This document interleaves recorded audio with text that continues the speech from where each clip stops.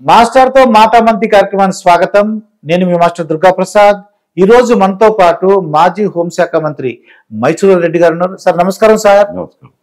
Sir Andhra Pradesh రాజకీయాల గురించి చూస్తే అసెంబ్లీ జగన్మోహన్ రెడ్డి గారు 11 సీట్లు వచ్చినాయండి 2024లో.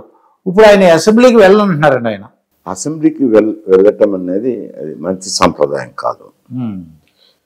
ఎందుకంటే శాసనసభ్యుగా ఎన్నికైనాక ఆయన ఒక శాసనసభ పరిధికి కాదు, మొత్తం ఆంధ్రప్రదేశ్కే శాసనసభ్యుడు అయినప్పుడు ఆంధ్రప్రదేశ్లో విషయాలను ప్రస్తావించాల్సింది ఉంటుంది. అందులోనూ ఒక రాష్ట్ర ముఖ్యమంత్రిగా పనిచేసినారు. చేసినప్పుడు రాష్ట్రంలో ఉండే సమస్యల గురించి లేవనెత్తాల్సిన అవసరం ఎంతైనా ఉంటుంది. రూలింగ్ పార్టీ సంఖ్యాబలం ఎట్లన్నా ఉంది. ప్రతిపక్షంలో ఉన్నప్పుడు సభ్యుల సంఖ్య ఎంతైనా ఉంది. సభ్యునికి అయితే సమయం కేటాయించుతారు. కేటాయించిన సమయంలో మాట్లాడాల్సిందే కదా. మేము కూడా ఇక్కడ ఉన్నప్పుడు శాసనసభలో ప్రతిపక్షంలో ఉన్నాం, రూలింగ్లో ఉన్నాం. ప్రతిపక్షంలో రికగ్నైజ్డ్ అపోజిషన్ గా ఉన్నాం కాబట్టి ఆ సమయం కేటాయింపు వేరు. అక్కడ పార్లమెంట్లో ఉన్నప్పుడు మేము రికగ్నైజ్డ్ గ్రూప్ కాదు. ఏదో స్పీకర్ని రిక్వెస్ట్ చేసుకుని ఈ సబ్జెక్ట్ మీద ఇంట్రెస్ట్ సార్ అని చెప్పుకొని వచ్చే ఒక 5 నిమిషాలు టైం కేటాయిస్తారు. మేము ఆ సమయాన్ని చూసుకొని మాట్లాడతాం. ఒక 2-3 నిమిషాలు 4 నిమిషాలు ఎక్కువైనా కానీ పర్మిషన్ ఇస్తారు. అది నువ్వు మాట్లాడాల్సిన సమస్యలను మాట్లాడితేనే, శాసనసభలు ప్రతిబింబించితేనే, ప్రభుత్వ వైఫల్యాన్ని వేలెత్తి చూపిస్తేనే రేపు ప్రజల్లో అయినా కానీ మంచి పేరు వచ్చేది. అటువంటి మంచి అవకాశాన్ని వేదికను అవకాశాన్ని వదిలేసుకొని ఎక్కడో ఇంట్లో కూర్చొని పత్రికా ప్రెస్ కాన్ఫరెన్స్ పెడితే అవి సౌమ్యంగా కనపడవు. ఎందుకంటే ఎదురుగా మాట్లాడి వేరెత్తి చూపించినప్పుడే దానికి శాంక్టిటీ వస్తుంది. ఈ సమస్యకు కూడా లేవనెత్తిన సమస్యకు కూడా ఏదో ఉంటుంది, వాళ్ళ ఎదురుగానే మాట్లాడినారు కదా, చాటుమాటను కాదు కదా అనేది ప్రజలు ఒక అభిప్రాయం కలిగేదానికి అవకాశం ఉంటుంది.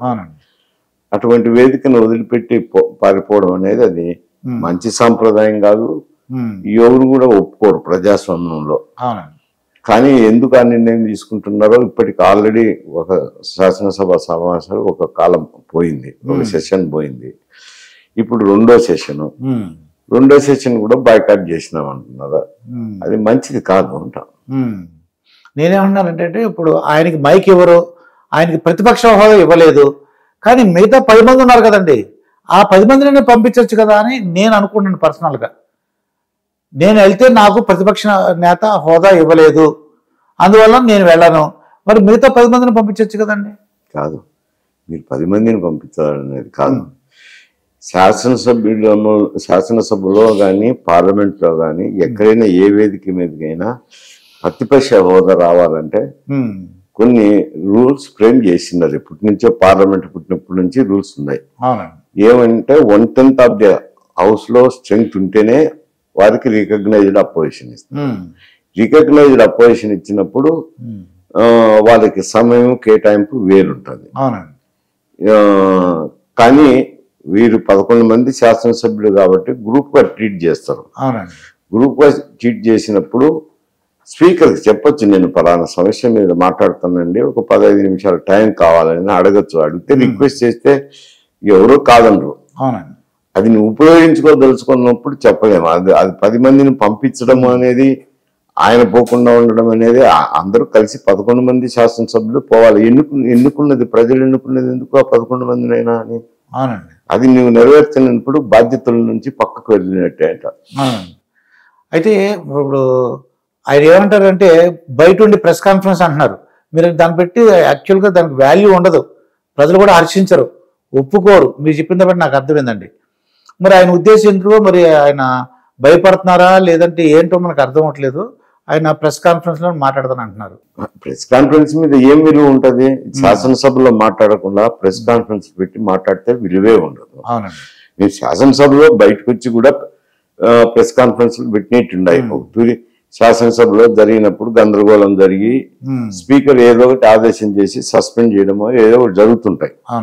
జరిగినప్పుడు ఆ సస్పెండ్ చేసిన సమయంలో వచ్చి శాసనసభలోనే ప్రెస్ కాన్ఫరెన్స్ పెట్టి అడ్రస్ చేస్తుంటాం. అవి సౌమ్యంగా కనపడతాయి. నువ్వు శాసనసభకే వెళ్లకుండా బయట ప్రెస్ కాన్ఫరెన్స్లు పెట్టి నా దాంట్లోకి సమాధానం చెప్పమంటే ఎవరు చెప్పరు, వాటికి రావు కూడా. ఇప్పుడు అసెంబ్లీలో ఈ కూటమి అభ్యర్థిలో ఉన్నారండి, ఇక ప్రతిపక్షం ఉండదు. అప్పుడు ఎలా ఉండబోతుంది అంటారు? అప్పుడు ఈ అసెంబ్లీ అంతా కూడా ఇక 164 మెంబర్స్ గెలిచారండి కూటమి, వాళ్ళే కూర్చుంటారు. దానివల్ల ఏంటంటే నష్టం ఉందంటారా, లాభం ఉందంటారా? వారికి నష్టం అని నేనేం చెప్తాను, వారికి నష్టం లాభం అనేది ఏకపక్ష నిర్ణయాలు అవుతాయి. నీకు ప్రతిపక్షం నుండి కూర్చొని మాట్లాడితే హోదా ఉందా లేదా వేరు సమస్య, రూల్స్ ప్రకారం రాదు. ఎందుకంటే గతంలో కూడా కాంగ్రెస్ పార్టీకి కూడా 55 స్ట్రెంగ్త్ రాలేదని 2 మార్లు ప్రతిపక్ష హోదా ఇవ్వలేదు పార్లమెంట్ లో కూడా.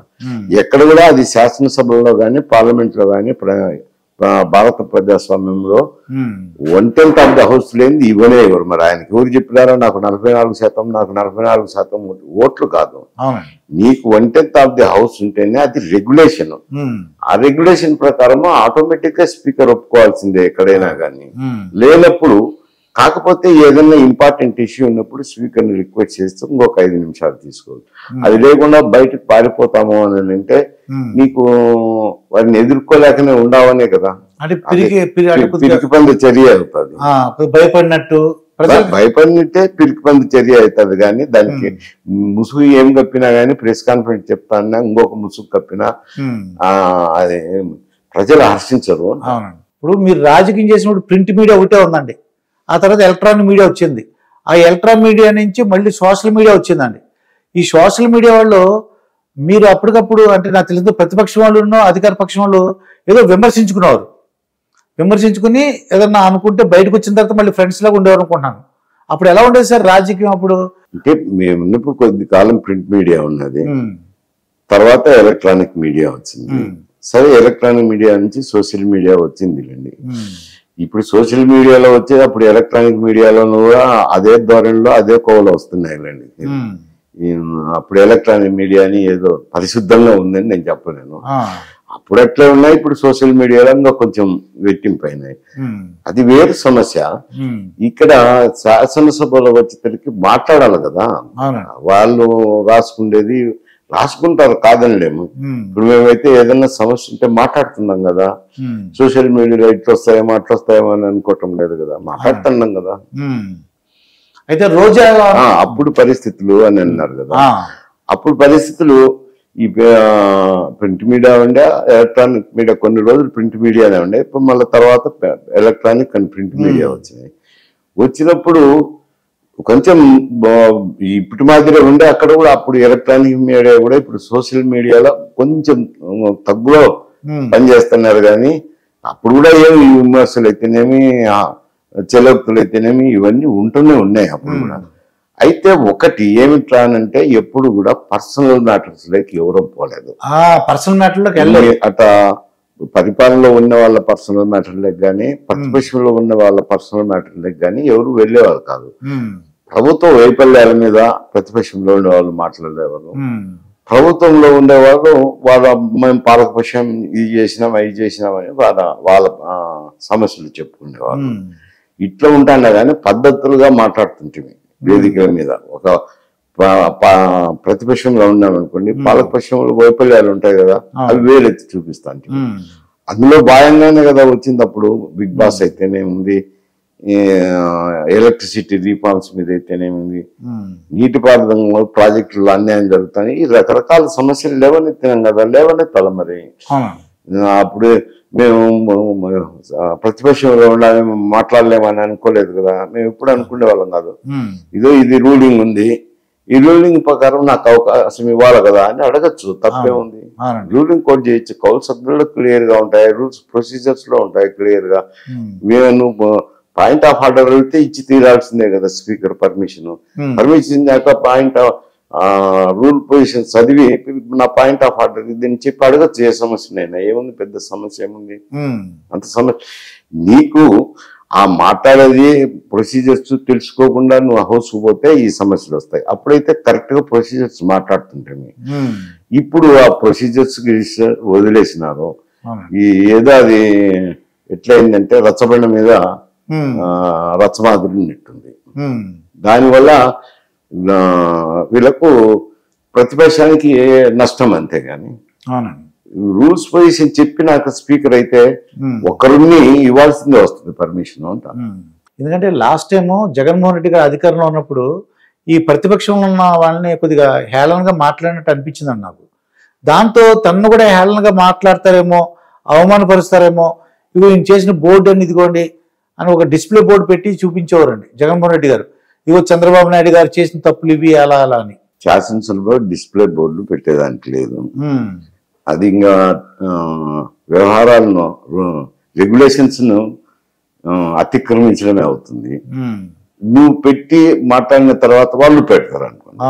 అప్పుడు ముఖ్యమంత్రిగా ఉన్నప్పుడు జగన్మోహన్ రెడ్డి గారు శాసనసభలో డిస్ప్లే చేసినారు కదా, మేము డిస్ప్లే చేస్తాం అంటారు. అప్పుడు స్పీకర్ కి ఏముంది ఛాన్స్, అడ్మిట్ చేయాల్సిందే కదా. అప్పుడు మీరు పెట్టుకున్నారండి, ఇప్పుడు వాళ్ళు పెట్టుకుంటున్నారు, నన్ను ఏం చేయమంటారు అని అంటారు స్పీకర్. ఆయన న్యాయంగా వ్యవహరించాల్సిందే కదా.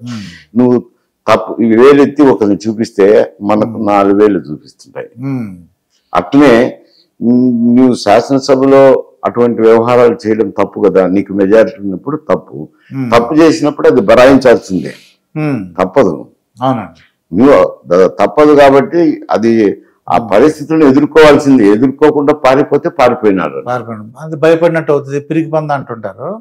ఇక మీరు అంటే రాజకీయం చేసినప్పుడు అధికార పక్షం వాళ్ళు ఈ ప్రతిపక్షంలో ఉన్న వాళ్ళ మీద కక్షపూరిత చర్యలు ఉండేయండి అప్పుడు ఆ టైంలో, జైలు పంపించడం కానీ అంటే. లేకపోతే మరి మేము కూడా అంత అవధులు దాటేవాళ్ళం కాదు. మేము కూడా ఏదన్నా సమస్య ఉంటే వేలెత్తి చూపించేవాళ్ళమే. వాళ్ళు తెలుగుదేశం పార్టీ ప్రతిపక్షంలో ఉన్నారు, అధికార పక్షంలో ఉన్నారు. కాంగ్రెస్ అధికార పక్షంలో ఉన్నది, ప్రతిపక్షంలో ఉన్నారు. ఉన్నప్పుడు ప్రతిపక్షంలో ఉన్నప్పుడు తప్పకుండా ప్రభుత్వ పక్షంలో మాట్లాడే వైఫల్యాన్ని చూపించేవాళ్ళు. చూపించినప్పుడు దానికి సమాధానం వాళ్ళు ఏదో చెప్పుకునేవాళ్ళు. అంటే బయటకు వచ్చిన తర్వాత బాగా స్నేహపూర్వకంగానే మాట్లాడుకుంటారు. మీ లాబీలో కూర్చున్నప్పుడు ఎవరు కూడా కచ్చపూరితంగా ఈ ప్రశ్న అడిగితే, అది అడిగితే, ఇది అడిగితే అని ఎవరు అనుకోరు. జనరల్గా కూర్చొని మాట్లాడుతుంటారు అంట. ఒక అసెంబ్లీ వరకు మీరు అధికార పక్షం, ప్రతిపక్షం, మళ్ళీ బయటకు వస్తే మాత్రం మళ్ళీ అందరూ ఫ్రెండ్సే. అంటే లాబీలోకి ఉన్నప్పుడు కూర్చొని మాట్లాడుతుంటే, అంతేగాని నీతో నేను మాట్లాడను అని ఎవరు అనరు. అటువంటిది ఉండదు. అవునండి. మీరు అంటే ఫస్ట్ టైం పోటీ చేసినప్పుడు సుమారుగా ఎంత అమౌంట్ ఖర్చు పెట్టారండి అప్పుడు? ఏదో లేండి, అప్పుడు 7 లక్షల్లో ఖర్చు అయ్యేది. ఇప్పుడు మాదిరి ఓట్లకు పంపిణీ చేసే వ్యవహారం లేదు. సుమారుగా ఒక ఆంధ్రప్రదేశ్ లో అంటే 2,000 రూపాయలు ఓటుకు పంచుతున్నారు. అప్పుడు ఏదో కొందరికి ఏ ఖర్చులు నేను చెప్పకూడదు, బాగుండదు. అప్పుడు మితంగా ఉన్నది. 6 lakhs అయి ఉంటుంది అంటారా అప్పటికి? 7 లక్షల్లో ఉంటుంది, లక్షలు ఉంటుంది. ఆఖరిగా మీరు పోటీ చేసినప్పుడు అది ఎంత అయిందండి? అంటే డిఫరెన్స్ కొంచెం ఎక్కువ అవుతా ఉంటుందండి. ఒక 34 లక్షలు ఉంటుందేమో, అంతకంటే మించేమో. ఇక వీళ్ళు సోషల్ మీడియా వేదికగా జగన్మోహన్ రెడ్డి గారి ప్రభుత్వంలో రోజా అని ఒక ఆవిడ ఉన్నారండి. ఆ రోజా మేడం గారు ఎలా పడితే అలా మాట్లాడేవారు. అంటే రీసెంట్గా కూడా ఆవిడ అధికారం కోల్పోయిన తర్వాత కూడా ఎమ్మెల్యేగా ఎన్నికవ్వలేదు. ఆవిడ ఏమంటుందంటే ఇక్కడ విపరీతమైన లా అండ్ ఆర్డర్ లేదంట, పవన్ కళ్యాణ్ గారును ఈ చంద్రబాబు నాయుడు గారు సరిగ్గా చంద్రబాబు గారు అసలు ఏం పరిపాలించట్లేదండి. అందుకు వీళ్ళ యొక్క రాష్ట్రపతి పరిపాలన పెట్టమంటుందండి ఆవిడ. రాష్ట్రపతి పరిపాలన మన ఇష్ట ప్రకారం ఎవరు పెట్టరు. పూర్తి ప్రభుత్వం వైఫల్యం చెంది ప్రభుత్వమే లేని విధంగా తయారైతేను, ప్రభుత్వ వైఫల్యం ఉంటేను అప్పుడు ఏదన్నా ఆలోచన చేస్తే చేయొచ్చు. కానీ ఇప్పుడు చెదురుమూరు సంఘటనలు ఎక్కడొక చోట జరుగుతుంటాయి. ఆ జరిగిన సంఘటనలకు ఎవరు దాని గురించి లా అండ్ ఆర్డర్, శాంతి భద్రతల వైఫల్యం అని కానీ ఇంకొకటి అని కానీ ఇంకొకటి అని కానీ అనేదానికి లేదు. అక్కడ 160 స్ట్రెంగ్త్ ఉంది. 160 స్ట్రెంగ్త్ ను ప్రజలు ఇచ్చిన తీర్పు అది. ఏ దేశ అధ్యక్షుడు ఇచ్చిన తీర్పు కాదు, గవర్నర్ గారు ఇచ్చిన తీర్పు కాదు. అటువంటి తీర్పును అలక్ష్యం చేసి ఇటువంటి నిర్ణయాలు ఏ కేంద్ర ప్రభుత్వం తీసుకోదు, ఎవరు కూడా తీసుకోరు. గవర్నర్ గారు కూడా తీసుకోరు, రాష్ట్రపతిగా తీసుకోరు, కేంద్ర ప్రభుత్వం తీసుకోరు. ఊరికేదో ఇక్కడ కూర్చొని మాట్లాడుకోవడం అంటే సూర్యుని చూసి ఎంగిలి మూస్తే మన మొఖాన పడినట్టుంటది. ఇప్పుడు శాంతి భద్రతలు వైఫల్యం చెందిన మీరు గవర్నర్ రూల్ పెట్టడం అనేది. ఈ రోజా మేడం గారు అయితే ఋషికొండ అని చెప్పేసి 500 కోట్లు పెట్టి ఖర్చు పెట్టి ఆవిడ కట్టిందండి. ఋషికొండ అని విశాఖపట్నంలో చాలా పెద్ద ప్యాలెస్ అండి. ఎవరు?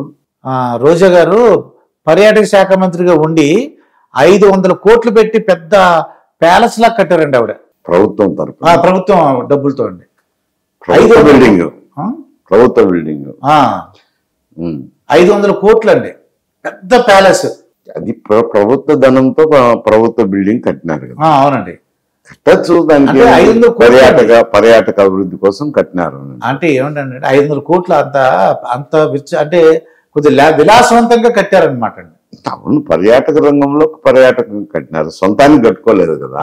మరి దాని అంటే 500 కోట్లు పెట్టి మనం ఒక 5,000 కుటుంబాలు 10,000 50,000 కుటుంబాలకు మనం చిన్న ఇల్లు కట్టించేయచ్చు అంటండి. ఈసారి అటువంటి కామెంట్ చేయడం నాకు ఇప్పుడు ఇందిరా గృహ నిర్మాణ పథకం కింద ఇల్లు కట్టినారు కదా. అవునండి, కట్టినారు. ఒక టూరిజం డెవలప్మెంట్ ఒక బిల్డింగ్ కట్టినారు. దాన్ని ఏమైనా తప్పులు పడతాం రండి అంటే ఒకట్లేదు. ప్రజలందరూ కూడా కొద్దిగా అది నేను అటువంటివన్నీ కామెంట్ చేయలేను, కష్టంగా ఉంది. అవునండి. అయితే అంబటి రాంబాబు గారు మాట ఎప్పుడైనా విన్నారు సార్? అంబటి రాంబాబు గారు ప్రెస్ మీట్లు కానీ అవన్నీ? అంబటి రాంబాబు గారు తెలుసులేండి, ఆయన ప్రెస్ మీట్లు అవన్నీ వినాల్సిన అవసరం నాకు లేదు. అదే ఆయన వే ఆఫ్ టాకింగ్ ఎలా ఉంటుందని మీకు తెలిసినంత వరకు? వే ఆఫ్ టాకింగ్ కాదు, వే ముందు నేను ఎవరి శైలి వాళ్ళకి ఉంటుంది, మాట్లాడే శైలి ఒక్కరొక రకంగా మాట్లాడచ్చు. అవునండి, అది కాదు. కానీ ఇతరులను మాట్లాడే విధానం అంటే కొంచెం ముఖ్యమంత్రిని కానీ పాలకపక్షంలో ఉండే వాళ్ళను పర్సనల్ మ్యాటర్స్ లోకి వెళ్ళి విమర్శించడం అంత మంచి సాంప్రదాయం కాదు. పర్సనల్ మ్యాటర్స్ అందులోనూ బూతులు తిట్టడము ఇటువంటివన్నీ మంచిది కాదు. అవునండి. ఇప్పుడు సోషల్ మీడియా వాళ్ళు అంటే కొంతమంది పార్టీ వాళ్ళు ఏం చేశారంటే ఆర్గనైజ్డ్ గా అంటే కొద్దిగా ఎంప్లాయీస్ లాగా పెట్టి ఒక ఫ్యాక్టరీ లాగా ఒక కంపెనీ లాగా పెట్టి వాళ్ళ పని ఏంటంటే వీళ్ళని కూటమి ప్రభుత్వాన్ని విమర్శించడం అండి బూతులతో. అతను అది రవీందర్ రెడ్డి అని అతను కూడా అరెస్ట్ చేయబడ్డాడండి. అది మీరు విన్నారు లేదా అని చెప్పేసి అతని పని ఏంటంటే బూతులు పెడతాడు ఎవడైనా సరే. ఈవెన్ షర్మిల గారిని సునీతమ్మ గారు కూడా తిట్టేసాడండి. మరి విన్నారో లేదా మీరు? వినాల్సిన పేపర్లు వస్తున్నాయి కదా. వస్తున్నాయి కదా. అవునండి, నేను అవి చూడలేదు కానీ పత్రికల్లో వచ్చినాయి. కొందరు మిత్రులు కూడా ఏం పెట్టింది కూడా చెప్పినారు. కానీ అది మంచి పద్ధతి కాదు. ఎందుకంటే రవీంద్రారెడ్డి గారు పెట్టినట్టు సోషల్ మీడియాలో అది మంచిది కాదు. ఎందుకనంటే కుటుంబ వ్యవహారం లేకపోవడం ఎవరో హర్షించం. ఒకవేళ నువ్వు రాజకీయంగా విమర్శలు చేసేసి ఉంటే చేయొచ్చు, అవి చేయొచ్చు. అతను ఆ సోషల్ మీడియా ఉపయోగించుకొని వాళ్ళ పార్టీ సోషల్ మీడియా ఉపయోగించుకొని అవి చేయడం అంత పద్ధతిగా సాంప్రదాయంగా ఉండదు, మంచిది కాదు. చట్ట ప్రకారం కూడా కొంత మేరకు నేరం అవుతుంది. ఎంత మేరకు నేరం అవుతుంది అనేది అది వేరే విషయం. ఎందుకంటే దాని చట్టాలు సవరించాల్సిన అవసరం ఉంది. చట్టాలు సవరించి తీవ్రమైన శిక్షలు పడేటట్టు చేస్తే గాని ఈ సోషల్ మీడియాలో వచ్చే ఇటువంటి చెడు సాంప్రదాయం అరికట్టలేము. అది తర్వాత కేంద్ర ప్రభుత్వం చేయాల్సిన నిర్ణయాలు. ఇప్పుడు ఇతను చేసిన పని ఏమిటానంటే షర్మిల గారిని విమర్శించవచ్చు, రాజకీయంగా విమర్శించవచ్చు. ఎందుకంటే ఆమె కాంగ్రెస్ పార్టీ అధ్యక్షురాలు కాబట్టి విమర్శించవచ్చు. కానీ తల్లి మీదనే పెట్టడము అని అంటే పెట్టిన తర్వాత అతనైనా మందలించాల్సింది. జగన్మోహన్ పార్టీ అధ్యక్షులుగా ఉండి ఏమిటిరా ఇవి అని మందలించాల్సింది. అది పోయి తర్వాత ఇప్పుడు రూలింగ్ పార్టీ మీద కూడా పెట్టినారు. పెట్టిన దానికి వాళ్ళు కేసులు రిజిస్టర్ చేసినారు. రిజిస్టర్ చేసి అరెస్ట్ కూడా చేసినారు కదా. అరెస్ట్ చేసిన తర్వాత అతని ఫోన్ కాల్ డేటా చూసినప్పుడు ఆ డేటాలో ఈ అవినాష్ రెడ్డి ఎంపీ గారి పిఏ కూడా అతనితో మాట్లాడినట్టు కూడా వచ్చినాయి. అతని అవినాష్ రెడ్డి పిఏని కూడా రాఘవరెడ్డిని అరెస్ట్ చేసినారు. అతను కూడా వాళ్ళకి ఏదో కన్ఫెషన్ స్టేట్మెంట్ ఇచ్చినారని నేను పత్రికల్లో చూసినాను. మాకు అవినాష్ రెడ్డి గారు చెప్పేవారు, అది నోట్ చేసుకుని పోయి రాఘవరెడ్డికి పాస్ ఆన్ చేశాను, అతను పెట్టినారు అని చెప్పినారని నేను చూసినాను పత్రికల్లో. కానీ అది తప్పే కదా, అంటే ఆ పని చేయడం తప్పే, చేయించడం కూడా వాళ్ళ తప్పే. అందులో ఇది కూడా ఉంది, ఏది షర్మిల తల్లి మీద, జగన్మోహన్ రెడ్డి గారి తల్లి మీద పెట్టింది కూడా అది కూడా పెట్టినామని ఒప్పుకున్నారని మీడియాలో చూశాను. తల్లి మీద పెడితే దండించాల్సిన బాధ్యత అయితే ఉంది కదా. కొడుగ్గా ఉంది, పార్టీ అధినేతగా ఉంది, చీఫ్ మినిస్టర్ గా ఉంది, అన్ని రకాల చీఫ్ మినిస్టర్ కాదు, ఎక్స్ చీఫ్ మినిస్టర్లు ఎప్పుడు అప్పుడు ఆ టైంలో వచ్చినప్పుడు. కానీ అవి దండించాల్సిన బాధ్యత అతని మీద ఉంది. ఎందుకు అనేది దండించకపోవడం తప్పే అంటే మేబీ పర్సనల్ విషయాలు ఏంటిగా అంటే చాలా మంది ఏమంటారంటే కావాలని పెట్టించారనేసి కొంతమంది, అంటే ఎవరో పురుగుల పేరు పెట్టించారు. కేసు కరెక్ట్ అయితే మరి వాళ్ళ దగ్గర ఇన్స్ట్రక్షన్ తీసుకొని పెట్టామంటున్నారు కదా అవినాష్ రెడ్డి పిఏ గాని రవీందర్ రెడ్డి గాని. ఇంకా మీరు ఇప్పుడు అంటే ఇప్పుడు సార్ చిన్న డౌట్ ఉంది సార్, మీరు అంటే హోంశాఖ మంత్రిగా చేసినందుకు ఒక ఇంటి పక్క వాచ్మెన్ ఉన్నాడు, బిల్డింగ్ వాచ్మెన్, ఆ ఇంటి పక్కన ఉన్న పాప మీద ఏదో అత్యాచారం చేశాడు వాళ్ళ అమ్మ నాన్న లేనప్పుడు. అది ప్రభుత్వ బాధ్యత అవుతుందా సార్ అది అత్యాచారం? అంటే లా ఆర్డర్ లేదు, ఈ ఒక వాచ్మెన్ వెళ్ళి ఈ ఇంటి పక్కన అమ్మాయిని అత్యాచారం చేశాడు, లా అండ్ ఆర్డర్ కిందకి ఎట్టొస్తుందిలేండి. లా అండ్ ఆర్డర్ వైఫల్యం కిందకి ఎట్టొస్తుంది. వాళ్ళు కంప్లైంట్ ఇచ్చినప్పుడు ప్రభుత్వం యాక్ట్ చేయకపోతే తప్పు అవుతుంది. అది ఏది వాచ్మెన్ పోయి ఆ ఇంటి పక్క పాపను ఏదైనా అశ్లీలంగా వ్యవహరించినారు అనుకోండి, వ్యవహరించినప్పుడు కంప్లైంట్ ఇవ్వాలి కదా. కంప్లైంట్ ఇచ్చినప్పుడు చర్యలు తీసుకోకపోతే అది పోలీస్ శాఖ వైఫల్యం కింద. అప్పుడు ఏదన్నా మంత్రి దృష్టికి వచ్చినప్పుడు కానీ ప్రభుత్వం దృష్టికి వచ్చినప్పుడు కానీ ఆ డిడక్షన్ ఆఫ్ డ్యూటీస్ కింద వారి మీద యాక్షన్ తీసుకోకపోతే అది తప్పు అవుతుంది. కానీ ఈ జరిగే సంఘటనకు బాధ్యత ఎట్లవుతుంది ప్రభుత్వాన్ని? ఇప్పుడు ఏదో పార్క్ ప్రేమించుకుని వెళ్తున్నారండి, ఆ అమ్మాయిని ఆ ఇద్దరు చూసి ఎవరో ఒక 5 గ్రూప్ వెళ్ళిపోయి మా అమ్మాయి మీద అత్యాచారం చేశారు, అది ఆర్డర్ అంటారు ఫెయిల్ అయిపోయింది అంటున్నారు. ఆ పార్కులో ఇవి చెదురుముదు సంఘటనలు, ఇవి లా అండ్ ఆర్డర్ వైఫల్యం అంటారు. ఇప్పుడు వాళ్ళకు కొంచెము విషయం అవగాహన లేక ఇటువంటి మాటలు మాట్లాడుతున్నారు. లా అండ్ ఆర్డర్ వైఫల్యము అని అంటే అది చాలా పెద్ద సబ్జెక్టు. ప్రభుత్వమే స్తంభించిపోవాలంట. ఇక్కడ స్తంభించిపోయిన సంఘటనని, ఎక్కడో జరిగే సంఘటనకు ప్రభుత్వం జవాబాదారిగా, అంటే జవాబాదారీ లేదని అన్నాను. వాళ్ళు స్పందించకపోతే ప్రభుత్వ దృష్టికి వచ్చినప్పుడు స్పందించకపోతే అది తప్పు అవుతుంది. అది ఏమన్నా ప్రభుత్వంలో ఉన్న ఎవరైనా పెద్దవారు చేసినారు అని అంటే కూడా అది కూడా తప్పు కిందకే వస్తుంది. ఎక్కడో ఎవరో జరిగిన సంఘటనలు పట్టుకొని ఇది లా అండ్ ఆర్డర్ వైఫల్యం వారి యొక్క అజ్ఞానానికి అపార నిదర్శనము అంటారు. దానికి హోమ్ మినిస్టర్ రిజైన్ చేయాలంటే ఒక ఈ వాచ్మెన్ వెళ్ళి అత్యాచారం చేస్తే హోమ్ మినిస్టర్ ఎట్లా, అదే అజ్ఞానం, అది వారి అజ్ఞానానికి ఒక నిదర్శనము అంట. అదండి. ఇప్పుడు శ్రీరెడ్డి గారి పేరు విన్నారా సార్ ఎప్పుడైనా? శ్రీరెడ్డి ఆవిడ ఏం చేస్తుందంటే ఒక సినిమా యాక్ట్రెస్ అనమాట. ఆవిడ ఏం చేసిందంటే ఇక్కడ చెన్నైలో ఉండి ఈ కూటమి మొత్తం పవన్ కళ్యాణ్ని, చిరంజీవి గారిని, తర్వాత చంద్రబాబు నాయుడు గారిని, లోకేష్ గారిని బూతులు తిట్టేదండి ఆవిడ. నాగబాబు గారిని, చిరంజీవి గారిని, పవన్ కళ్యాణ్ని, వాళ్ళ పిల్లల్ని ఇలాగా నోటుకొచ్చిన మాటలు మాట్లాడేదండి. ఇప్పుడు ఏంటంటే ఓ లెటర్ రాసిందండి, నన్ను క్షమించండి, నేను తప్పు చేశాను, నన్ను వదిలేయమండి అంటుందండి ఆవిడ. ఇప్పుడు ఇవి చిల్లర చేష్టలు అంటారు. వీళ్ళు ఆ స్థాయి మించి మాట్లాడతారు. ఆమె స్థాయి ఏమిటి? ఎక్కడో చిన్న నటి అండి. ఆమె పోయి రాజకీయాల్లో ఉండే పెద్దలను విమర్శించడము, ఏదో నోరుంది కదా అని సెల్లున్నాయని రకరకాలుగా మాట్లాడితే అది తప్పే. దాని మీద తప్పకుండా పోలీసులు చర్య తీసుకోవాల్సిందే ఉంటది ఆమె మీద. అంటే క్షమించమని అడుగుతున్నాడు. ఇప్పుడు క్షమించమని అడుగుతుంది. సరే, ఏది చిల్లరతే అని వదిలేను వచ్చులే, కానీ ప్రభుత్వం అంటే మరీ దారుణం సార్ ఇది. అది చాలా దారుణంగా అన్నమాట. ఇంకోటి పోసాని కృష్ణమురళి ఒక అతను ఉన్నాడండి. ఇంకా పవన్ కళ్యాణ్ గారిని లా కొడకలారా, మూక కొడకలారా, దో నా కొడకలారా అలాగే మాట బూతులు అనమాట అండి. ప్రెస్ మీట్ పెట్టి హైదరాబాద్ లో ఇప్పుడు చిల్లరోళ్ళు వీళ్ళు, నువ్వు ఇవన్నీ ఎందుకు అడుగుతున్నావు? అంటే శ్రీరెడ్డి, పోసాని కృష్ణ అంటే వీళ్ళందరూ ఏమన్నా సభ్య సమాజానికి వచ్చేటియా, పిల్లలు నేటియా, నాలెడ్జబుల్లా, ఏ చిల్లర అంతా చిల్లర చేస్తులు. ఇప్పుడు అలాగే మీరు అంటే ఇప్పుడు ఒక డైరెక్టర్ ఉన్నాడు రామ్ గోపాల్ వర్మ, మీరు చెప్పినట్టు అతను కూడా చిల్లర కింద లెక్క అవుతాడు. అంటే సినిమాలు తీసేవాడండి. లోకేష్ ఒక తీసేసి ఒక క్యారెక్టర్, పవన్ కళ్యాణ్ ఒక క్యారెక్టర్ పెట్టి తీసేవాడండి సినిమా. అంటే వాళ్ళు చూడడానికి కావాలంటే పవన్ కళ్యాణ్ లాగా ఉంటాడు, పవన్ కళ్యాణ్ కాదు అని చెప్తాడు. ఇప్పుడు ఇవి సినిమాల్లో తీయటంలో కూడా ఈ అవకాశాలు మొదటి నుంచి ఉండాలండి. ఏదో ఆ క్యారెక్టర్ ప్రతిస్పందించేటట్టు ఇంకొక రకంగానో ఏదో తీస్తుంటారు.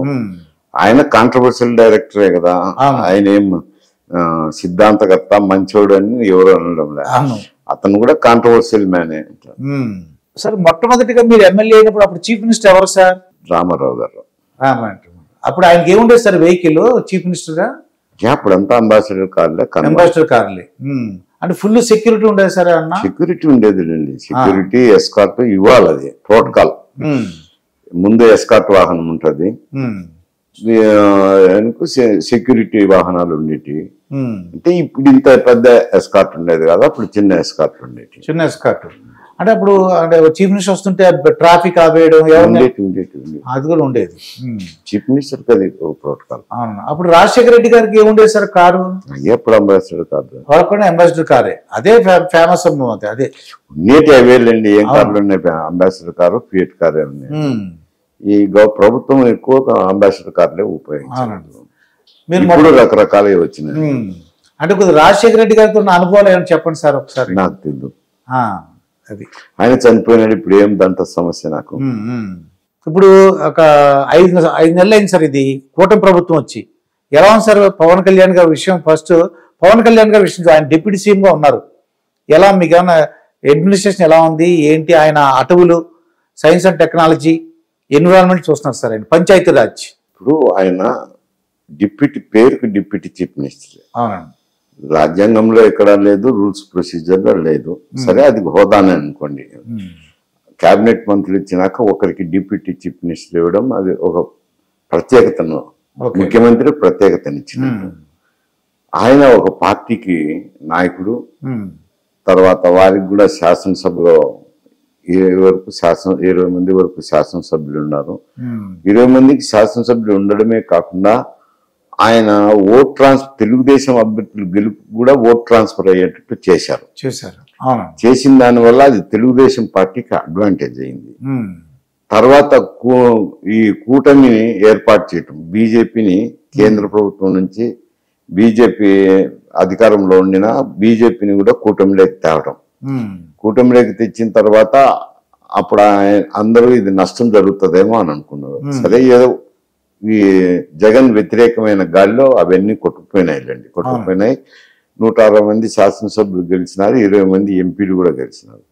గెలిచినాక వారిని కూటమిలో బీజేపీ ఉంది కాబట్టి ఎన్డీఏకు సపోర్ట్ చేయాల్సింది వచ్చింది. ఎన్డీఏ ప్రభుత్వానికి 20 మంది పార్లమెంట్ అంటే ఒక గంపగుత్తగా ఆయన ప్రభుత్వం ఏర్పాటుకు సహకారం చేసినట్టే, కేంద్రంలో కానీ ఇటు రాష్ట్రంలో చేసిందని. ఆయనకు అటు సైడ్ కేంద్ర ప్రభుత్వంలో అయినా కానీ ఇక్కడ రాష్ట్ర ప్రభుత్వంలో కానీ మంచి సముచిత స్థానమే ఇచ్చారు. సరే, ఆయన ఏది కోరి ఆ శాఖలు కావాలని తీసుకున్నారు. అవునండి.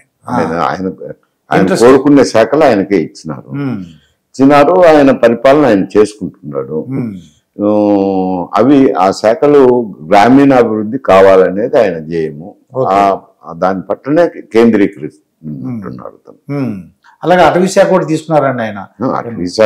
అటవీ శాఖ అంతా గ్రామీణాభివృద్ధిలోకే వస్తాయి. వస్తుంది. అవునండి, అవునండి. ఇక ఈ 5 నెలల పరిపాలన ఎలా ఉందంటారు కూటమి ప్రభుత్వం చూసినంత వరకు? ఇప్పుడు వీళ్ళంతా ఒకటి మేనిఫెస్టోలు పెట్టేటప్పుడు మరి ఆదాయాలు చూసుకున్నారో లేదో తెలియదు. ఎందుకంటే బడ్జెట్ పుస్తకాల్లో అయితే బడ్జెట్ పుస్తకాల్లో బడ్జెట్ బ్రీఫ్ లోనే వస్తుంటాయి. ఆదాయం ఎంత ఉంది, ఖర్చు ఎంత పెడుతున్నారు, అప్పులు ఎంత ఉన్నాయి, అన్ని దాంట్లోనే వస్తాయి. కాకపోతే ఒక 2 సంవత్సరాల క్రితం ఇవి వస్తాయి. 2 సంవత్సరాల క్రితం వచ్చినప్పుడు అవి చూసుకున్నప్పుడు ఈ హామీలు ఇచ్చేటప్పుడు కొంచెం ఆలోచన చేసుకోవాల్సింది, ఎంత ఖర్చు అవుతుంది ఏమిటి అని. అటు మరి ఆలోచన చేసినారో లేదో మేనిఫెస్టో అయితే 6 హామీలు పెట్టారు. అవి కూడా ఖర్చుతో కూడుకున్నట్టే, బాగా మంచి ఖర్చుతో కూడుకున్నట్టే. ఇప్పుడు ఆ 11 లక్షల కోట్ల రూపాయలు అప్పులు ఉన్నట్టు తేలుతుంది. ఎందుకంటే నిన్న బడ్జెట్లో పెట్టినారు కాబట్టి. 11 లక్షల కోట్ల రూపాయలకు వడ్డీలు కట్టాలంటే, వడ్డీలు కంతులు కట్టాలంటే 50,000 కోట్లు కట్టాల్సింది వస్తుంది. వచ్చేది వాళ్ళకు 1,20,000 1,30,000 కోట్లు వస్తుంది ఆదాయం. ఇప్పుడంటే ఎందుకంటే అంచనాలు కదా, మళ్ళా ఈ రివైజ్డ్ కావాలి. యాక్చువల్ అకౌంట్స్ వచ్చేదంటే ఇంకొక సంవత్సరం తర్వాత వస్తాయి. వచ్చినప్పుడు అప్పుడు యాక్చువల్ అకౌంట్స్ తెలుస్తాయి. మరి ఆదాయం తక్కువ ఉంది, అప్పులకే సరిపోతుంది డబ్బు. జీతాలు బత్తాలు ఇవ్వాల్సింది తప్పవు, పెన్షన్స్ ఇవన్నిటికి పోను నీకు సంక్షేమ కార్యక్రమాలకు అభివృద్ధికి ఉండదు. అంటే ఎలా ఉన్నారంటే డబ్బులు మనం సంపాదిద్దాం అంటున్నారండి. అంటే సంపద సృష్టించడం, ఫర్ ఎగ్జాంపుల్ లోకేష్ గారు వెళ్ళి రిలయన్స్ ఇండస్ట్రీని తీసుకొస్తున్నారండి. అలాగే టీసీఎస్ మన టాటా గ్రూప్ అని తీసుకొస్తున్నారండి. దాంతో ఏమవుతుందంటే మనకి పరిశ్రమలు వస్తాయండి. లోకేష్ గారి ప్రయత్నం వలన సుమారుగా 1,50,000 కోట్లు ఎంతో మనకి పరిశ్రమలు వస్తున్నాయండి దీనికి, మన ఆంధ్రప్రదేశ్కి. దాంతో లోకేష్ గారు ప్రత్యేకంగా అమెరికా వెళ్ళి వీళ్ళందరితో మాట్లాడారు. వాళ్ళు కూడా వస్తున్నారు. ప్రస్తుతం అయితే రిలయన్స్ వాళ్ళు వస్తున్నారండి, టీసీఎస్ వస్తున్నారు. చంద్రశేఖర్ గారు వచ్చి మీట్ అయ్యారండి లోకేష్ గారిని, వీళ్ళందరినీ. ఇప్పుడు ఈ ఆదాయం అయితే ఇబ్బందికర పరిస్థితే ఉంది ప్రస్తుతానికి. ఆదాయాలు పెంచుకోవాలంటే ట్యాక్సులు వేయాల్సిందేలేండి. ట్యాక్సులు వేస్తే ప్రజలు గగ్గోలు పెడతారు. ఇది కొంచెం అప్పీల్ టాస్క్. మరి ఎట్లా సర్దుబాటు చేసుకుంటారో ఏం చేసుకుంటారో వాళ్ళ ఆలోచన చేసుకోవాల్సిన విషయం. బయట ఉండే వాళ్ళ మేము చెప్పాల్సింది కాదు. మీరు చెప్తున్నారు పరిశ్రమ వస్తాయి, సంపద పెరుగుతుంది అనేది. సంపద ఎటు పెరుగుతుందండి? అంటే పరిశ్రమలు వచ్చినాయి అనుకోండి, ఎటు పెరుగుతుంది? పరిశ్రమ వస్తే ఊరికి చెప్తారు కానీ సంపద పెరగదు. పరిశ్రమ పెడితే వాళ్ళు ఏదో ఒక రాయితీలు కొడతారు. ఎవరు మంచిగా రాయితీ ఇస్తే అక్కడ పరిశ్రమ నిలుపుకుంటారు. ఎంప్లాయ్మెంట్ జనరేషన్ అవుతుంది. ఎంప్లాయ్మెంట్ జనరేషన్ అవుతుంది. ఏమవుతుందండి? ప్రపంచం ఏమి ఊడిపడుతుందండి. అది కొందరు వ్యక్తులకు ఉద్యోగాలు రావచ్చు, ఉద్యోగ అవకాశాలు రావచ్చు. కానీ వాళ్ళు కట్టే ట్యాక్సుల విధానాన్ని పరిశీలించినప్పుడు వాళ్ళు కట్టేది కార్పొరేట్ ట్యాక్స్. కార్పొరేట్ ట్యాక్స్ అయితే కేంద్ర ప్రభుత్వానికి పోతుంది. ఏదన్నా ఎక్స్పోర్ట్స్ ఇంపోర్ట్స్ ఉన్నప్పుడు కస్టమ్స్ డ్యూటీ అది కేంద్ర ప్రభుత్వానికే పోతుంది. వారు తయారు చేసిన వస్తువులు ఆ రాష్ట్రంలోనే అమ్ముతారనేది ఏముంది? ఎక్కడైనా అమ్మొచ్చు కదా. ఎక్కడ అమ్మితే అక్కడ సెంట్రల్ జిఎస్టీ ఏమో ఏ రాష్ట్రంలో అమ్మినా వాళ్ళకే పోతుంది. స్టేట్ జిఎస్టీ మాత్రం ఏ రాష్ట్రంలో అయితే ఆ రాష్ట్రానికి పోతుంది. ఎట్ట సంపద పెరుగుతుందండి? ఎంప్లాయ్మెంట్ జనరేషన్ వస్తేనే ఏం పెరగదండి. దీన్ని కాదు, మీకు ట్యాక్సులు ఎట్లా వస్తాయనే పరిజ్ఞానం లేకుండా మాట్లాడే మాటలే గాని కాదు. ట్యాక్సులు ఎట్టొస్తాయనే పరిజ్ఞానం లేక మాట్లాడుతున్న మాటే గాని ట్యాక్సులు అనేటివి కామన్ మ్యాన్ అయినా ఒకటే, ఎంప్లాయ్మెంట్ లో ఉన్నవాడైనా ఒకటే. ఒక 10% తేడా ఉంటే ఉండొచ్చు. ఏదో టాటా అని ఆయన ఎక్కువ పన్ను కడతారనే దానికి లేదు. ఆయన కూడా పేదవాళ్ళ గుడిసెలో ఎంత ఖర్చు పెడతారో దానికంటే ఒక 10% 20% ఎక్కువ కట్టచ్చు. అంతేగాని కాకపోతే ఇన్కమ్ ట్యాక్స్లు ఇవి వేరు అనుకో, అవి కేంద్ర ప్రభుత్వానికి పోతాయి కదా, నీకు రాష్ట్ర ప్రభుత్వానికి. ఎంప్లాయ్మెంట్ జనరేషన్ అయితే నీ అతని కుటుంబ వ్యవహారం ఖాళీగా ఉండకుండా కాదు, ఆ వ్యక్తి కుటుంబ వ్యవహారానికి సంబంధించిన విషయం. నేను కాదండి, నేనేం నిరుద్యోగులకు వ్యతిరేకం కాదు. సంపద సృష్టించుతానంటే సంపద సృష్టించబడదు అని చెప్తున్నాను, నిర్బంధంగా చెప్తున్నాను. ఎవరైనా ఎక్కడైనా పబ్లిక్ డిబేట్ అయినా మాట్లాడుతాను అంట. ఏదో చెప్పుకుంటాను నేను పరిశ్రమలు చెప్పిన అంటే ఒక 10 మందికి నిరుద్యోగులకు ఎంప్లాయ్మెంట్ జనరేషన్ రావచ్చు, ట్యాక్సులు పెరుగుతాయనేది ఆ సందర్భము అంట. ఇక అమరావతి పోలవరం గురించి చెప్పండి సార్. మీరు విన్నారంటే అమరావతి పోలవరం ఇదివరకు 5 సంవత్సరాలు ఏమి 2 కూడా కాదు, ఏమి ఇంప్రూవ్మెంట్ లేదు. ఇప్పుడు అమరావతికి అయితే 15,000 కోట్లు మనకి అంటే ప్రపంచ బ్యాంకులో ఏమైనా హెల్ప్ చేస్తున్నాయండి. డెవలప్ చేయడానికి. పోలవరం అయితే 12,000 కోట్లు అండి. అప్పులేండి అది కూడా. అప్పుకు గ్యారంటీ కేంద్ర ప్రభుత్వం ఉంటా ఉన్నారు. దాంట్లో 90% వాళ్ళే పే చేస్తారంటే 10% ఏపీ కట్టాలట. ఎవరు 90%? 90% వాళ్ళు ఏం పే చేయరు. గ్యారంటీ ఉంటారు. పే చేయాల్సిందేమో స్టేట్ గవర్నమెంటే. వాళ్ళు ఇచ్చిన అప్పును పే చేయాల్సింది. అది అమరావతి డెవలప్మెంట్ అనేది పెద్ద ప్రశ్న. అమరావతి ఎంపికే సరైందా కాదా అనేది మరో ప్రశ్న. ఎందుకంటే రాయలసీమలకు అమరావతి అనేది ఇంట్రెస్టే లేదు. నార్త్ కోస్టల్ ఆంధ్ర వాళ్ళకు కూడా అంత ఉత్సాహం లేదు. కేవలం ఏదో కృష్ణా గుంటూరు జిల్లాలకు సంబంధించిన సమస్య గాని అమరావతి అక్కడున్న రైతుల భూములకు వాళ్ళ వ్యవహారమే తప్ప అమరావతి క్యాపిటల్ అనేది కన్సెన్సస్ క్యాపిటల్ కాదు. శివరామకృష్ణ కమిషన్ రిపోర్ట్ లో క్లియర్ గా ఈ ప్రదేశం తర్వాత ఈ ప్రదేశంలో పెట్టద్దు, మీరు మరో చోట పెట్టుకోండి అని చెప్తూ ఎక్కడైతే ప్రభుత్వ భూములు ఉన్నాయో అక్కడికి పోయి పెట్టుకోండి, ఇది అనువైన ప్రాంతం కాదు అని కూడా చెప్పింది. అందరూ ఎవరు చెప్పినా వినకుండా ఆయన అమరావతి పెట్టుకున్నారు. అది వేరు సమస్య. ఇక పోలవరం చెప్పండి సార్. పోలవరం మీద జగన్మోహన్ రెడ్డి వచ్చి ఏమన్నా న్యాయం చేసినారా అని అంటే ఆయన 3 క్యాపిటల్ అన్నారు. 3 క్యాపిటల్ అన్నప్పుడు ఒక లెజిస్లేటివ్ క్యాపిటల్ అక్కడ పెట్టినారు. అడ్మినిస్ట్రేటివ్ క్యాపిటల్ ను కూడా మళ్ళీ కోస్తా ఆంధ్రప్రదేశ్ లో భాగమైన అంతర్భాగమైన వైజాగ్ లో పెట్టేసినారు. రాయలసీమ ప్రాంతానికి హైకోర్టుని ఇచ్చినారు. ఆయన న్యాయం చేయలేదు, ఈయన న్యాయం చేయలేదు. రాజధాని విషయంలో ఎక్కడ పోతున్నాయి ఎటు ఆకాశాలు ఏమొస్తుంది, రాజధాని వస్తానే వాళ్ళకేమన్నా వస్తుంది అంటే వాళ్ళు బెనిఫిట్ అయ్యేవాళ్ళే కానీ ఇప్పుడు హైదరాబాద్ రాజధాని అది ఇక్కడ ఉండే వాళ్ళు బెనిఫిట్ అయినారే కానీ ఎవరికి వచ్చింది ఏముంది. పోలవరం అండి, పోలవరం 12,000 కోట్లు ఇస్తున్నారు. పోలవరంది అంటే ఖర్చు పెట్టాలా. పోలవరం విషయం అంటే నేషనల్ ప్రాజెక్ట్. అది నేషనల్ ప్రాజెక్ట్ అయితే ఆ నేషనల్ ప్రాజెక్టు పని కూడా ఎగ్జిక్యూట్ చేయాల్సింది కేంద్ర ప్రభుత్వమే. అటువంటిది చంద్రబాబు నాయుడు గారు గతంలో ముఖ్యమంత్రిగా ఉన్నప్పుడు ఆయన వారిని ఒప్పించి రాష్ట్రం తీసుకున్నారు. మేము చేస్తాము, మాకు డబ్బులు ఇవ్వండి. వాళ్ళు ఏం కండిషన్ పెట్టినారంటే మీరు చేయండి, మీరు చేసిన పనులకు మేము రీఎంబర్స్ చేస్తా పోతామన్నారు. ఇప్పుడు వీళ్ళు ముందైతే ఖర్చు పెట్టాలి కదా, ఖర్చు పెట్టినాక వాళ్ళు ఇస్తా పోతుంటారు. బిల్లు ఏదో ఇంత ఖర్చు అయింది అని అంటే ఇస్తారు.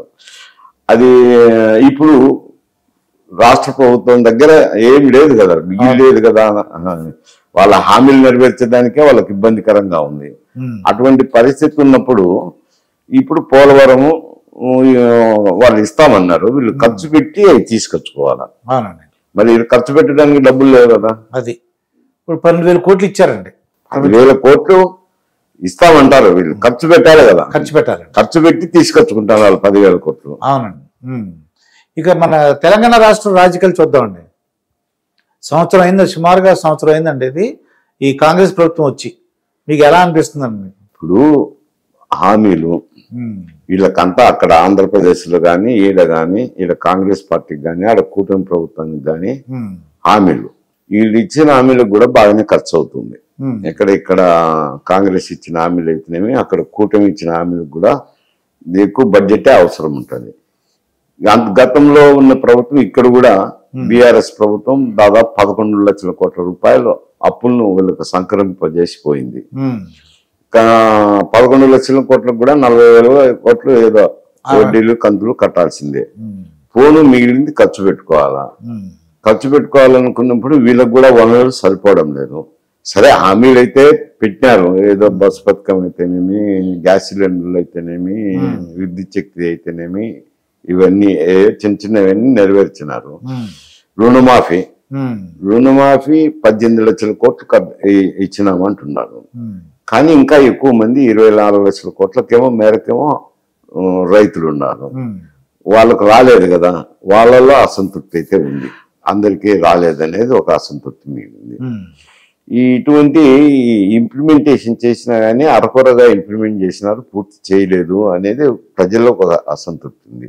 ఇక మరి కేటీఆర్ గురించి తెలుసండి మీకు. ఏంటంటే కేసీఆర్ గారు అబ్బాయి, ఆయన మీద 3 ఆరోపణలు వస్తున్నాయండి. ఒకటి ఫోన్ ట్యాపింగ్ అండి. రెండు ఏంటంటే ఆయన ఈ రేస్ కార్లని ఒకటి నిర్వహించడానికి 55 కోట్లు ఇచ్చేసారటండి. అది అంటే క్యాబినెట్ అప్రూవల్ లేకుండా. ఇంకోటి ఏంటంటే కొత్తగా ఇప్పుడు లగచర్లో కేసు వచ్చిందండి. ఈ ఒక పరిశ్రమ పెడుతుంటే అంటే ఫార్మా వస్తుంటే దానికి ఈయన దగ్గరుండి ఏదో చేశారు, కలెక్టర్ని కుట్టించారు అని. ఫోన్ ట్యాపింగ్ ఆయన పేరు లేదండి. ఫోన్ ట్యాపింగ్ అది వేరు సమస్య. ఇదైతే ఈ ఫార్ములా రేస్ లో అయితే ఆయన శాఖ కిందనే జరిగింది కాబట్టి ఆయన 55 కోట్ల రూపాయలు ఈడీ పర్మిషన్ ఇవ్వకుండానే ముందే ఇచ్చేసినారని, ఈడీ పర్మిషన్ ఇచ్చే లోపలనే ఇచ్చి వైలేట్ చేసినారనేది ఆరోపణ. ఆరోపణను యాంటీ కరప్షన్ బ్యూరో ఇన్వెస్టిగేట్ చేస్తున్నారు. ఇన్వెస్టిగేషన్ చేసేదానికి పర్మిషన్ ఇమ్మని, గవర్నర్ పర్మిషన్ ఇమ్మని ఒక పెట్టుకున్నారు. అది మరి ఆయన గవర్నర్ గారు 15 రోజులు అయింది, ఆయన దగ్గర పెండింగ్ లో ఉంది. ఆయన దగ్గర నుంచి క్లియరెన్స్ వస్తే ఇన్వెస్టిగేషన్ జరిగితే ఆయనకి ఇబ్బందికర సమస్య, ఎందుకంటే అది క్లియర్ గా కనపడుతుంది కాబట్టి. ఇక చెగిచర్లు వచ్చి అది వేరు సమస్య. అక్కడేమిట్రానంటే ఇంతకుముందు ఫార్మా క్లస్టర్ ఉన్నది. ఆ ఫార్మా క్లస్టర్ ను అది ఎందుకో వదిలేసి ఇక్కడ తీసుకొచ్చి ఫార్మా విలేజెస్ అని ఇక్కడ పెట్టాలని, కొడాల దగ్గర తన నియోజకవర్గంలో పెట్టాలని భూసేకరణకు పబ్లిక్ హియరింగ్ జరగాలి కదా. పబ్లిక్ హియరింగ్ కలెక్టర్ గారు పోయినప్పుడు కలెక్టర్ గారి మీద దాడి జరిగింది. జాయింట్ కలెక్టర్ అయితేనేమి ఒక డిఎస్పీ మీద దాడి జరగడం జరిగింది. అక్కడే కడా అధికారి స్పెషల్ ఆఫీసర్ మీద కూడా దాడి జరిగింది భౌతికంగా. ఈ సంఘటనలు అక్కడ అన్న నరేందర్ రెడ్డి గారు ఎక్స్ఎమ్మెల్యే గారు చేయించినారు అని, పట్నం నరేందర్ రెడ్డి ఆయన చేయించినారని ఆయన మీద ఫోన్లలో లిస్ట్ లో పేరు వచ్చింది, ఫోన్లు మాట్లాడినారని చెప్పి ఆయన అరెస్ట్ చేయడం జరిగింది. ఆయనతో కూడా ఈయన కేటీఆర్ గారు మాట్లాడినారని ఆరోపణలు ఉన్నాయి, ఇంకా ఎస్టాబ్లిష్ కాలే. అది తప్పే కదా. ఒక ప్రభుత్వ విధానాలు వాళ్ళ ఇష్టము, మీరు పెట్టిన చోటనే వాళ్ళు అమలు చేయాలనేది ఎక్కడుంది? లేదు కదా. ఇప్పుడు ప్రభుత్వం మారిపోయింది, వారి ప్రభుత్వం వచ్చినప్పుడు వారు ఏం చేస్తారో అది వారి విధానం అవుతుంది. మీరు చేసిన విధానాలను అమలు చేయడం అని కేటీఆర్ గారు అడగడం తప్పు. ఈ ప్రభుత్వం విధానాలు ఈ ప్రభుత్వానికి ఉంటాయి. తప్ప ఒప్ప అనేది రేపు 5 సంవత్సరాల తర్వాత ప్రజలు నిర్ణయించుతారు, కానీ ఈయన కాదు కదా నిర్ణయించాల్సింది. అది దాంట్లో జరిగే లోపాలను వేలెత్తి చూపించవచ్చు, కానీ ఈ పనిలో ఆయన భాగస్వామ్యం కూడా ఉంది. ఆయనే రెచ్చగొట్టి పంపించినారు నరేందర్ రెడ్డి గారిని, ఎక్స్ఎమ్మెల్యే గారిని ఆయన ద్వారా జరిపించినారు అంటున్నారు. అటువంటిది ఒక ప్రభుత్వంలో ఉండి క్యాబినెట్ లో మంత్రిగా పనిచేసి ముఖ్యమంత్రి గారి కుమారుడుగా ఉండి అన్ని కార్యక్రమాలు ఆయన చేయించినటువంటి వ్యక్తి ఇప్పుడు ఎవరో ఏ ప్రభుత్వం వచ్చి వాళ్ళేదో అభివృద్ధి కార్యక్రమాలు చేస్తుంటే కంటగింపుతో వ్యవహరించడం అనేది అది మంచి వ్యవహారం కాదు, తప్పే అవుతుంది. అలాగే కేసీఆర్ గారు కూడా బయట రావట్లేదండి. ఎందుకంటే అది ఆయన మీ ఇష్టం చెప్పమా అంటే ప్రజల్లో మంచి పేరున్న కేసీఆర్ గారు ఓడిపోయిన తర్వాత రావట్లేదు బయటికి. ప్రజల్లో మంచి పేరు ఉంటే ఓడిపోతారు అంటే ఆయన బయటికి రాలేదనేది, శాసనసభకు రాకుండా ఉండాలనేది అక్కడ అదే జరుగుతుంది. ఆంధ్రప్రదేశ్ లో ఇక్కడ కూడా ఒక ప్రతిపక్ష నాయకుడిగా ఉండి శాసనసభకు హాజరు కాకుండా ఉండడం అనేది తప్పే. ఎందుకంటే 10 సంవత్సరాలు అధికారంలో ఉన్నప్పుడు కొన్ని ఎక్కడో చోట పరిపాలనలో లోటుపాట్లు ఉంటాయి. ఆ లోటుపాట్లను వేలెత్తి చూపిస్తారో ఏం చేస్తారని చెప్పి ఆయన కూడా రాకుండా ఉన్నారు. అదే సేమ్ కారణాలు అయితే ఆడైనా ఒకటి ఈడైనా ఒకటి. భయపడినట్టుగా ఉంది, అవమానపరుస్తారేమో అని కూడా అవమాన పరిస్థితి లోటుపాట్లు ఉంటాయి, తప్పకుండా వేలెత్తి చూపిస్తారు. అది అవమానం ఎట్లయితే జవాబు చెప్పాల్సిన సత్తా ఉండాలి కదా తీసుకున్నారు. సార్ ఇప్పుడు ఇంకోటి ఏంటంటే త్రిపురారు గారు అని తెలుసు, రఘురామకృష్ణరాజు గారు డిప్యూటీ స్పీకర్ గా అయ్యారండి. ఆయన గురించి విన్నారా మీరు? నేను రఘురామకృష్ణరాజు గారు నాకు మంచి స్నేహితుడే. ఓకే. ఆయన వైఎస్ఆర్సిపి అధికారంలో ఉన్నప్పుడు ఆయన వైఎస్ఆర్సిపి ఎంపీగా అయినారు. అవునండి. ఎంపీ అయినాక ఈయనకు ముఖ్యమంత్రి గారికి విభేదాలతో ఆయన విడిపోయినారు. విడిపోయినప్పుడు ఆయన మీద సిఐడి కేసు పెట్టి సిఐడిలు అరెస్ట్ చేసి 3rd డిగ్రీ మెథడ్ సప్లై చేయడం అది తప్పు కదా. ఒక ఎంపీని మీద 3rd డిగ్రీ ఏదో దొంగ క్రిమినల్ అయితే ఎవరైనా అర్థం చేసుకుంటాం, కానీ ఈ పార్లమెంట్ మెంబర్ మీద 3rd డిగ్రీ మెథడ్స్ ఉపయోగించడము, అది ఫోటోలు తీయడము, వీడియో తీసి ముఖ్యమంత్రి గారికి చూపించడము అది పద్ధతి సంప్రదాయం కాదు కదా. ఆయన తర్వాత బెయిల్ మీద వచ్చినారు. బెయిల్ మీద వచ్చినాక తప్పకుండా ప్రభుత్వంలో జరిగే తప్పులను ఆయన వారము ప్రెస్ కాన్ఫరెన్స్ పెట్టి కడిగేవారు. అట్లా ప్రాచుర్యంలోకి వచ్చినారు. ఇప్పుడు ఉపసభాపతి చేసినారు. ఆయన శాసనసభకు నిలబడినాడు, మన పార్లమెంట్కు నిలబడలేదు, శాసనసభకు నిలబడినారు. శాసనసభ్యుడు అయినారు కాబట్టి ఆయన ఉపసభాపతిగా మంచిదే, అర్శనీయమే, తప్పేముంది. చాలా సంతోషంగా ఉంటారు, మీ తెలిసిన వ్యక్తి కాబట్టి సంతోషకరమే అంట. సార్ మీరు ఉన్నప్పుడు టీటీడీ గురించి, టీటీడీ సభ్యులు, టీటీడీ చైర్మన్, దానికి ఏమన్నా పెద్ద కాంపిటీషన్ ఉండేదండి అన్న? ఉంటది, ఉందండి. అప్పుడు అప్పుడు ఉంటది, ఇప్పుడు ఉంటది, ఇప్పుడైనా ఉంటది, ఎప్పుడైనా ఉంటుంది. సరే, ఎవరు అధికారంలో ఉంటే వారికి అనుకూలమైన వారిని పాలక మండలిలో నియమిస్తుంటారు. అది ఒక అర్హత, ఏదో గౌరవము. తిరుపతికి వెళ్ళినప్పుడు దర్శనాలు అయితేనేమి, వారి స్నేహితులకైతేనేమి, అనుయాయులకైతేనేమి దర్శనాలు చేయించేదానికి టీటీడీ బోర్డు మెంబర్కి సౌలభ్యం ఉంటుంది. అది ఎవరైనా కావాలనే కోరుకుంటారులేండి, ఎవరైనా కావాలనే కోరుకుంటారు. అది అప్పుడు ఉన్నాయి, ఎప్పుడు కూడా ఒత్తిడి అయితే ఉంటుంది. అంటే అప్పుడు ఇప్పుడైతే బాగా కాంపిటీషన్ ఉందండి. ఇప్పుడైనా ఉంటది. TV5 బిఆర్ నాయుడు గారు అయ్యారండి. అవును, ఆయన పాలక మండలి అధ్యక్షుడు అయ్యారు. నేను పరిచయం ఉందా సార్ ఆయనతో? ఇది ఎందుకు నాయుడు గారు ఎందుకు తెలుసు, టీడీపీలో ఉండేవారట ఆయన. టీడీపీలో ఉంది. ఆయన ఛానల్ పెట్టిన తర్వాత కొంచెం తెలుగుదేశం పార్టీకి అనుకూలంగా ఉంటాను అదిలేండి. లేదండి, ఇప్పుడు సహజం మీడియాలో ఆ పార్టీకో ఈ పార్టీకో ఛానళ్ళు కానీ పత్రికలు కానీ మద్దతు పలకడం సర్వసాధారణం అయిపోయింది. ఆయనకు ఇచ్చినారు. ఆయన కూడా కొంచెం అర్హత కలిగిన వ్యక్తే. ఈ కల్మషం అంతా కడగాలనే దృక్పథంతో వెళ్ళినాడని మిత్రులందరూ చెప్తాంటారు. మంచిదే, టీటీడీని గాడిలో పెట్టడం ఎవరైనా సంతోషించేదే, తప్పేం లేదు కదా. కల్తీ నెయ్యి గురించి విన్నారా సార్? కల్తీ నెయ్యి తిరుపతిలో కల్తీ అపచారాలు జరుగుతున్నాయి. అవును, ఆ కల్తీ నెయ్యిదే కదా ఇప్పుడు వచ్చింది సమస్య అంతా. తిరుపతి లడ్డు నాణ్యత తగ్గిందనేది ప్రతి ఒక్కరూ మాట్లాడుతున్నారు. తర్వాత కొందరు బోర్డు మెంబర్లను కూడా అడిగాను, ఏమిటయ్యా ఇది ఇటు వచ్చింది అంతా వార్తలు అంటే, నిజమే సార్, అప్పుడు పాలక మండలిలో కూడా 2-3 మార్లు రేజ్ అయింది ఇది సమస్య. కర్ణాటక మెంబర్స్ అయితే ఎప్పుడు కూడా మాది గవర్నమెంట్ డైరీ కదా, దాని నుంచి కొనండి, లడ్డు నాణ్యత కూడా తగ్గిపోయిందని రేజ్ చేసినారు అని కొందరు మెంబర్లు చెప్పారు. అవి ఇప్పుడు ఈవో గారు ధర్మారెడ్డి గారు అన్నాడు. ఆయన కొంచెం ఒంటెత్తు పోకల్లో పోయినాడు. టీటీడీని పరిపాలనను ఒంటెత్తు పోకల్లో తీసుకుపోయినారు. పాలక మండలి కానీ ఎవరిని పట్టించుకోకుండా అతని ధోరణిలో అతను చేసినాడు. చేసిన దానివల్ల ఈ కొన్ని అవకతవకలన్నీ వచ్చినాయి. అది తప్పే కదా, కల్తీ వేయడము, లడ్డు నాణ్యత తగ్గిపోవడం, అవి వాస్తవాలే, దాన్ని కాదనేమో. దాని మీద రాష్ట్ర ప్రభుత్వం సీరియస్ గా తీసుకొని సిట్ వేసినారు. ఇక్కడున్న పోలీస్ అధికారులు ఉంటే న్యాయం జరగదని చెప్పి అప్పటి పాత చైర్మన్ సుబ్బారెడ్డి గారు, ఆయనకైతే ఏం సంబంధం లేదనుకో, న్యాయబద్ధంగా జరగాలని చెప్పి పిటిషన్లు వేశారు సుప్రీంకోర్టులో.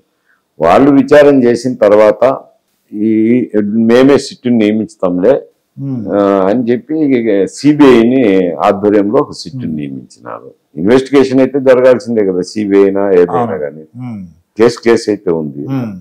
ఇందాక మనం అనుకుంటూ ఆంధ్రప్రదేశ్ లో 164 సీట్లు వచ్చినాయండి కూటమికి. అది ఈవీఎం అనేసి అంటుంటారండి, ఈవీఎం మాయాని. మీ పర్సనల్ ఒపీనియన్ ఏంటి సార్? ఈవీఎం లో జరిగేదానికి అవకాశం లేదు. ఎందుకంటే మన భారతదేశంలో ఉపయోగించే ఈవీఎంలో రిమోట్ పాజిబిలిటీ అయితే లేదు. రిమోట్ ను ఉపయోగించి ఏదన్నా మేనేజ్ చేస్తామా అని అంటే ఆ పాజిబిలిటీ లేదు. రిమోట్ ఫ్రీ ఈవీఎంస్ ఇవి. సరే, ఈవీఎం మిషన్ దొరికితే కొంచెం చిప్ను ప్రోగ్రామింగ్ చేయొచ్చు. ఎన్ని ఈవీఎంలని చిప్ ప్రోగ్రామ్ లో మారుస్తారు చెప్పండి ఎంత ఎలక్షన్ కు? అది వీలయ్యేది కాదు, సాధ్యమయ్యేది కాదు. మళ్ళా ఒకటి ఫ్యాక్టరీ పెట్టాల్సి ఉంటుంది చిప్పులు మార్చాలంటే. రెండోది కొన్ని మిషన్లు ఏదో మారుస్తారు అని అనుకున్నాయని. ఒకటి ఏమిటానంటే ఇవన్నీ కలెక్టర్ గారి దగ్గర ఉంటాయి. కలెక్టర్ గారి దగ్గర నుంచి నియోజకవర్గాలకు పంపించేటప్పుడు అన్ని పార్టీలను పిలుస్తారు. ఆల్ పార్టీ మీటింగ్ పెట్టి పిలిపించి పార్టీల తరఫున వచ్చిన రిప్రజెంటేటివ్స్ ఒక 10 మిషన్లు తెచ్చుకోమంటారు. ఆ లాట్లో నుంచి కలెక్టర్ దగ్గర ఉండే మిషన్ల నుంచి ఏ 10 మిషన్లు అయినా తెచ్చుకోమని మాక్ పోలింగ్ చేయిస్తారు. అక్కడ మాక్ పోలింగ్ చేసినాక అవి బాగా ఉన్నాయని వెరిఫై అయిన తర్వాత నియోజకవర్గాలు పంపిస్తారు. నియోజకవర్గాల్లో వెళ్ళిన తర్వాత కూడా నియోజకవర్గాలన్నిటికీ అభ్యర్థులు వస్తారు. అభ్యర్థుల ప్రతినిధులను పిలుస్తారు. అభ్యర్థుల ప్రతినిధులను పిలిచి ఆ శాసనసభ నియోజకవర్గ ఈఎం నుంచి ఒక 10 మిషన్లు తెచ్చుకోమంటారు. అక్కడ మాక్ పోలింగ్ చేస్తారు. మాక్ పోలింగ్ చేసినాక అవి సరిపోల్చుకున్నాక బాగానే ఉన్నాయన్న తర్వాత అవి పోలింగ్ బూత్లకు పంపిస్తారు. బూత్కు ఎన్ని వస్తాయి? 3 మిషన్లు వచ్చి 4 మిషన్లు వచ్చి 4 మిషన్లు వస్తేనే ఆ మిషన్లను అంటిని పెట్టి బూత్ ఏజెంట్లని ఉంటారు. అభ్యర్థులకు బూత్ ఏజెంట్లు ఉంటారు. వాళ్ళతో మాక్ పోలింగ్ జరిపిస్తారు. వచ్చిన 4 మిషన్లు కానీ 5 మిషన్లు కానీ 6 మిషన్లు కానీ మాక్ పోలింగ్ జరిగినాక బూత్ ఏజెంట్లు సరిపోయిన తర్వాత అవి పోలింగ్ బూత్ లో పెడతారు సీల్ చేసి. పోలింగ్ ఎక్కడ పరిస్థితి? ప్రతి మిషన్ టెస్ట్ అయినట్టే కదా. మాక్ పోలింగ్ జరిగి అందరు ఏజెంట్లు ఒప్పుకున్నాక పెట్టినాక మళ్ళీ చేసేదానికే లేదు కదా. ఈ సహజంగా వచ్చేది ఏమిట్రానంటే దేశం మొత్తం మీద ఎక్కడ కూడా ఈ ఎవరు ఓడిపోయినా ఈవీఎంలో వైఫల్యం అంటారు, కానీ ఈవీఎంలో జరిగే అవకాశమే లేదు అంట. నేనేమంటానంటే నిజంగా ఈవీఎంలు గొప్ప, అది మేనేజ్ చేయదలుచుకుంటే బీజేపీ వాళ్ళే 240 వచ్చినాయండి. ఇంకొక 60-70 వేసుకోవచ్చు కదా వాళ్ళు కూడా. ఈవీఎం చెప్తున్నాను కదా, మేనేజ్ చేసేదానికే అవకాశం లేదు. మీరు సజ్జల రామకృష్ణారెడ్డి గారి పేరు విన్నారు కదండి. ఆయన మాజీ సలహాదారు ఆంధ్రప్రదేశ్ ప్రభుత్వానికి. వాళ్ళ అబ్బాయి మీద ఆరోపణలు వచ్చాయండి, సజ్జల భార్గవ్ రెడ్డి అని. అతను ఒక కంపెనీ లాగా పెట్టేసి ఒక 200 మంది వర్కర్లు పెట్టి సోషల్ మీడియాలతో కామెంట్లు పెట్టించడం, తిట్టించడం చేశారటండి. ఆయన గురించి ఎతుకుతున్నారండి అరెస్ట్ చేద్దామని. అవును, సోషల్ మీడియా ఆయన పెట్టించలేదులే. సోషల్ మీడియా పెట్టించి పార్టీ అధ్యక్షులు పెట్టినారు. ఆ సోషల్ మీడియాకు ఇన్ఛార్జిగా పోయినారు. అవన్నీ అక్కడ తయారైనట్టే కదా. ఇప్పుడు శర్మిలావ గారిది అయితేనేమి, రాఘవరెడ్డి కూడా అక్కడే మెంబర్ కదా. ఎన్ని పెట్టినట్టు వచ్చినాయి. ఇప్పుడు పోలీసులు ఆయన ఇన్ఛార్జ్ కాబట్టి, ఇన్ఛార్జిగా ఉన్నాడు కాబట్టి ఆయన కూడా అరెస్ట్ చేసే అవకాశాలు ఉన్నాయి. ఎందుకంటే ఆయన ఒక ఫారెన్ లో చదువుకుని వచ్చేటట్టు అండి, బాగా చదువుకుని వచ్చాడు. ఎందుకు ఈ దీంట్లోకి వచ్చాడో మనకు తెలియట్లేదు. కానీ ఆయన చేసిన తప్పే అనిపిస్తుంది మీరు చెప్పినట్టు. ఇన్ఛార్జ్ ఉన్నాడు కాబట్టి తప్పకుండా బాధ్యత వహించాల్సింది. ఆయన తప్పు చేసినారా లేదా అని నేను విశ్లేషణ చేయడం లేదు. ఇన్ఛార్జ్ ఉన్నాడు కాబట్టి బాధ్యత వహించాలి. ఇదండి మాజీ హోంశాఖ మంత్రి మైసూర్ రెడ్డి గారితో జరిగిన ఇంటర్వ్యూ. మరొక ఇంటర్వ్యూతో మీ ముందుంటాను. మీ మాస్టర్ దుర్గా ప్రసాద్. నమస్కారం సార్. నమస్కారం.